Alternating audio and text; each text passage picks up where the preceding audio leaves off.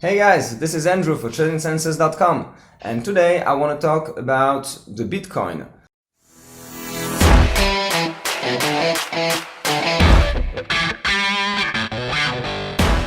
I remember 3 years ago the Bitcoin was actually reaching 20,000 and everybody was saying, come on guys, this is a bubble. This will burst and we're gonna see the Bitcoin going to zero because the Bitcoin has no value.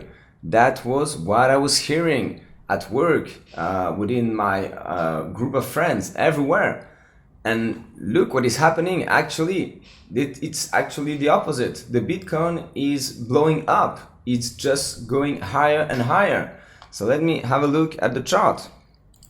So this is the Bitcoin chart. So when you look at this, to be honest, definitely it looks bullish, but it's not easy to find some levels of support and resistance.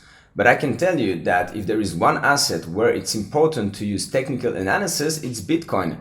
Because of course there are news, but most of the price is made by the flows, by people getting in massively with like high volumes and getting out. So you really need to understand what kind of signals is this flow of money giving you.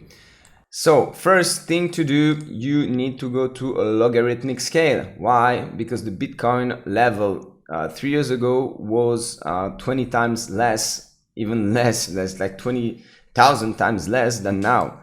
So you need to go to the logarithmic scale. Then once you're in the log scale, what do you see? You look at it for the past, say, 2 years, it's rangy.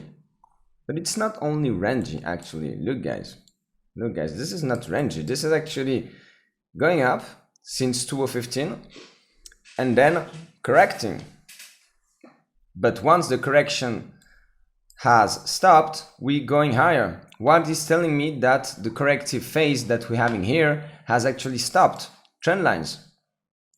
I just do a trend line here, all right? And once again, look how beautiful this trend line is. All right, so I didn't make it perfectly. It's something like this. So this was the first stop in 2017 when the Bitcoin almost reached 20,000. Then we had the massive correction. Here it has lost, 85%. So this was kind of the bubble burst, if you can call it like this, but it didn't go to zero. It just got back quite quickly to the levels we saw at the time. So here then it goes higher. You have another high level that you can use to actually build a trend line. So once you have 1, 2 highs, you can draw this trend line. And here, what can you see? You can see that in July 2020, at the 10,000 level, it got broken. It got broken, and since then, as usual, when the trend line is broken, what happens? What happens?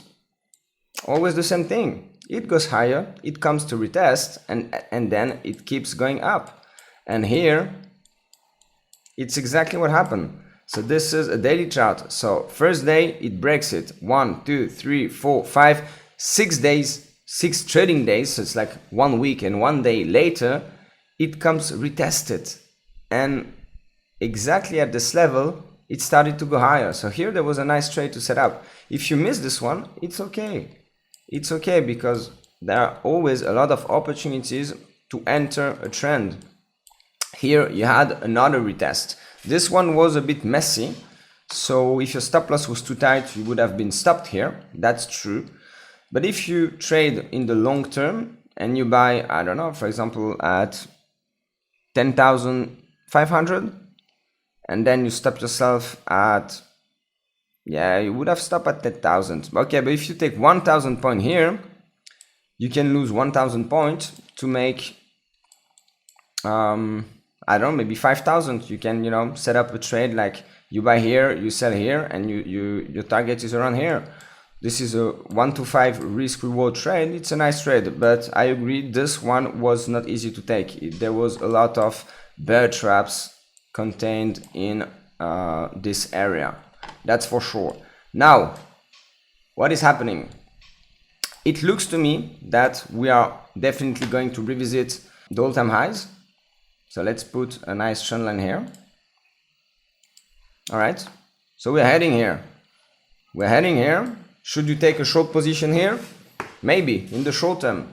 But my view on this asset is actually quite bullish, because I think that it's a currency, but it's independent of all the other currencies. It doesn't belong to any country, and there was no quantitative easing on this currency. So somehow, if our whole system one day fails because of too much printing, because of losing trust of markets to the governments that would one day give back all the money they are borrowing, then what would happen? The currencies that got the most inflated, like the US dollar, number one, the euro as well, but like the yen, all the actually very strong economy currencies being inflated for the past 10 years.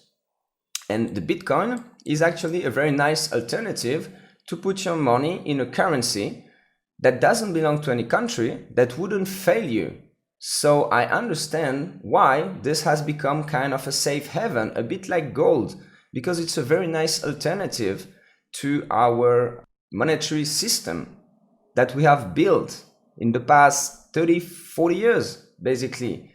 After the Bretton Woods agreement has been over, I think something like 1973. I don't want to say something wrong. Please correct me if I'm wrong in the comments. I think it's something like this.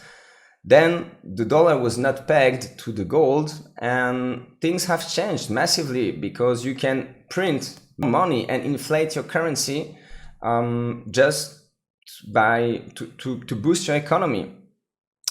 And I think that we are actually doing something that is a dangerous game. It's good in the short run. I don't think it's good in the long run.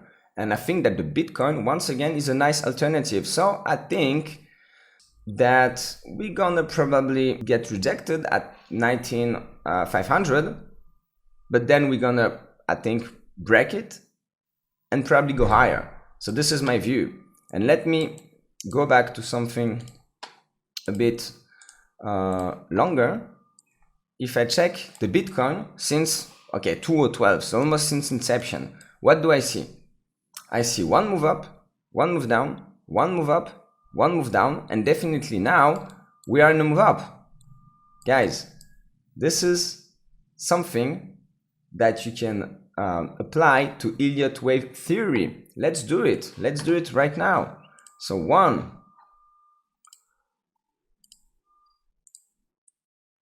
2, 3, all right, 4, it doesn't really matter.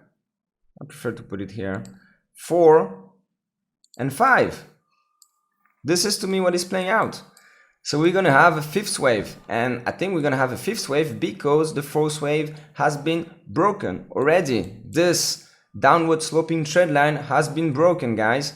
It has been broken at 10,000, retested, and since then we have a strong impulse higher. This means to me that we are in the fifth wave of our move since inception. Then it's gonna probably correct. So where the fifth wave might be heading? As usual, we're gonna use Fib extensions. So Fib extensions, either it's an extension of the first wave or the third wave, but it needs to be a wave that moves in the same direction. So once again, for those who don't know about Elliott wave theory, please just click on the link in the description of this video and you're gonna receive a free video where I explain everything about Elliott. So you're gonna understand exactly why I'm doing those things. Here, I need to project the third wave or the first wave to the fifth one to kind of guess where we might be heading. So I do it with the third wave because it's the closest one. So I measure from the lowest point of the third wave to the highest point of the third wave, and I apply it to the bottom of my fourth wave. All right, and this gives me some levels that I can tell you there's gonna be some reactions. I'm not saying this is gonna be the end of the move. I'm just saying you're gonna have some liquidity, selling liquidity coming here. So what are those levels? The first one is 23,000. Okay, so 23,000 is going to be the first level because it's a one-to-one relation of the third wave, but it's not the most likely level in a fifth wave. Usually the fifth wave is using the 1.618 ratio, the golden ratio, or even the 2.618 if the move is strong and extended. So I think those are my levels, so 35,000 or 55,000. Okay, so those are my levels on Bitcoin, and I'm just using some time ratios. I would say that usually the fifth wave is, you know, as long as the first or the third or something like this. So the first one was 2 years, the third one was 3 years. So I expect, and the fifth one started 1 year ago, 6 months ago. So I expect this bull market to last maybe 1 or 2 years. So something like here. So I expect we reach, as I said, something around 50,000, 35, 40, 50, something between 35 and 55,000 around the end of next year. So that's my target of Bitcoin. I hope you guys enjoyed this video. If you did, please subscribe to the channel and like the video. So I'm gonna do more videos like this one. And once again, stay close to shore. Cheers, guys.